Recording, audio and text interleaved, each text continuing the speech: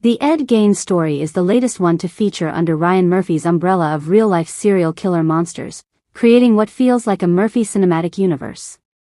When it came out in 2022, Dahmer became one of the most watched TV shows ever on the platform. When the Menendez brothers did a show about them last year, it didn't really feel like the darkness Dahmer represented was there. So, with Ed Gein, a killer from the 1950s, being selected, I was wondering which direction it would go in. Would it lean more toward Murphy's stylized American Horror Story side, or would it stick to the darker monster tone? Sadly, it felt like it went down the American Horror Story path, especially when looking at that final serial killer dance scene.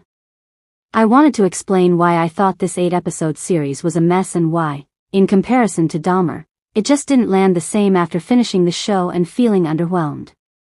Here's why Monster, the Ed Gein Story is a mess.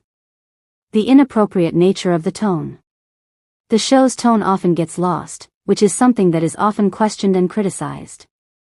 For instance, despite the fact that Dahmer had 17 victims, we were almost made to feel sorry for him, humanizing him by the end. With the Menendez brothers, it had a similar effect, and there was even an outcry for them to be released from prison. This show seemed to go in the same direction. First of all, the way Ed Gein was sometimes portrayed as Leatherface to tie him to the movie franchise felt forced.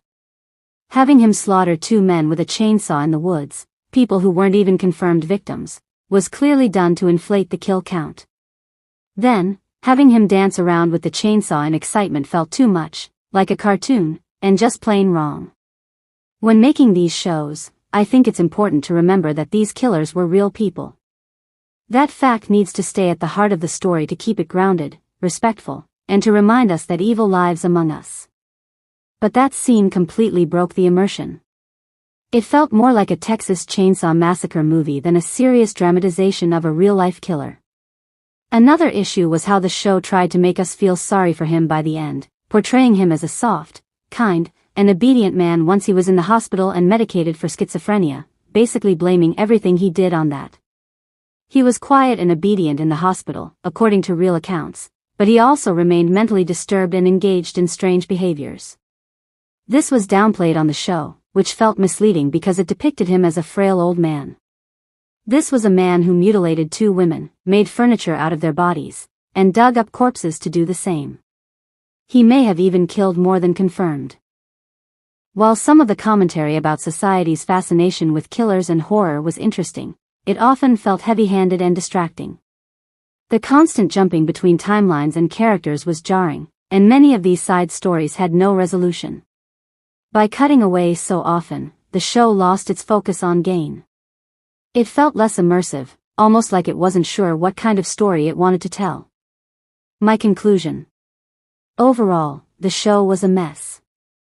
It started off well, with a tone and a direction that looked promising, but it quickly became erratic and surreal. By the end, it was hard to tell if we were watching the same series that Dahmer belonged to. I don't think Dahmer will ever be topped under Murphy's monster umbrella.